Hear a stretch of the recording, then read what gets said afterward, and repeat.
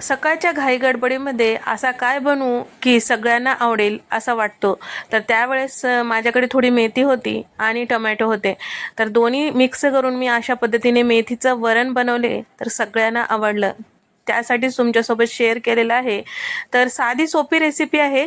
तर सकाळच्या घाई गडबडीमध्ये किंवा संध्याकाळच्या वेळेस भाजी स्किप करून तुम्ही हे करू शकता।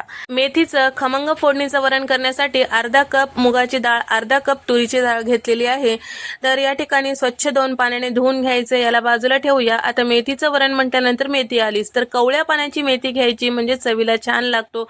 शिवाय थोडेसे कवळे देठ सुद्धा त्याला ठेवायचे म्हणजे चवीला छान होते। अगदीच पानं घ्यायचे नाही, थोडेसे देठ ठेवायचे म्हणजे थोडे थोडे कवळे असलेले देठ ठेवलं की त्याचा स्वाद येतो।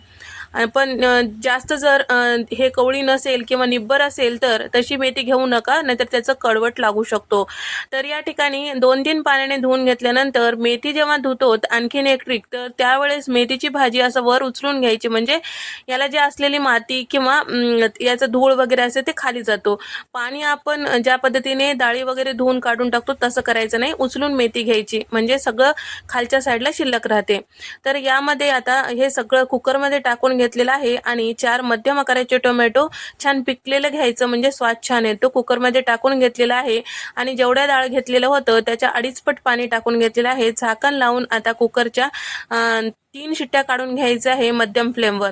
कुकरच्या शिट्ट्या होईपर्यंत यासाठी छोटंसं वाटण करून घेऊया। तर मुठभर कोथिंबीर, 8 ते 10 हिरव्या मिरच्या आणि 10 ते 12 लसूण पाकळ्या, 1 इंचाचं आलं आणि चमचाभर जिरे पाणी न टाकता मिक्सरला या पद्धतीने वाटण तयार करून घेतलेलं आहे। कुकरची शिट्टी झाल्यानंतर कुकरची शिट्टी पूर्ण थंड झालं की आपल्याला झाकण काढायचं आहे आणि यामध्ये थोडंसं हळद आणि मीठ टाकून छान घोटून घ्यायचं आहे। इथे दोन्ही डाळी छान शिजल्या गेलेल्या आहे। मेथी छान यामध्ये मिक्स होईपर्यंत छान घोटून घ्यायचं आहे। तर इथे आपलं हे साधं वरण म्हणजे मेथीचं शिजलेलं वरण तयार झालेलं आहे। आता फोडणी देऊया। तर त्यासाठी इथे मी कढईमध्ये साधारण 5 चमचे तेल टाकून घेतलेलं आहे, अर्धा चमचा मोहरी, अर्धा चमचा जिरं, पाव चमचा हिंग टाकून घेतलेला आहे आणि त्याचबरोबर इथे मी साधारण 2 मध्यम आकाराचे कांदे बारीक चिरून घेतलेलं होतं ते टाकून घेतलेलं आहे। कांद्याचा हलकासा रंग चेंज होईपर्यंत परतून घ्यायचा आहे। 1 मिनिटासाठी परतून घेतल्यानंतर तयार करून घेतलेलं हिरवं जे वाटण होतं ते टाकून घेतलेलं आहे, ते सुद्धा परतून घेतलेलं आहे। त्यानंतर आता यामध्ये आपल्याला एक अर्धा चमचा हळद टाकून घ्यायचं आहे। हळद घोटते वेळेस सुद्धा टाकलेलं आहे वरण, त्यासाठी इथे बेदाणीच टाकायचं आहे आणि चमचाभर धने पावडर, अर्धा चमचा काळा मसाला किंवा गरम मसाला ते टाकून घ्यायचं आहे। सगळं मिक्स करून घेतल्यानंतर शिजवलेलं जे वरण किंवा डाळी होत्या ते यामध्ये टाकून घ्यायचं आहे। तर पहिल्यांदा पूर्ण व्यवस्थित मिक्स करायचं आहे। 1 मिनिट मिक्स झाल्यानंतर इथे आपल्याला कुकरच्या भांड्यामध्ये पाणी टाकायचं आहे आणि परत सगळं यामध्ये टाकून घ्यायचं आहे। तर हे फोडणीचं वरण तुम्हाला कितपत दाटसर किंवा पातळ आवडते त्यानुसार पाण्याची कन्सिस्टन्सी ठेवू शकता। आता चवीपुरतं मीठ टाकलेलं आहे, मीठ घोटून घेते वेळेस सुद्धा टाकलेलं आहे वरण, तर त्यासाठी इथे आपल्याला बेदाणीच टाकायचं आहे। तर इथे मी साधारण अर्धा ग्लास इतकं पाणी कुकरच्या भांड्यामध्ये टाकून यामध्ये टाकून घेतलेलं आहे, सगळं मिक्स करून घेतलेलं आहे। 1 मिनिट छान असं मिक्स केल्यानंतर शिजून घ्यायचं आहे।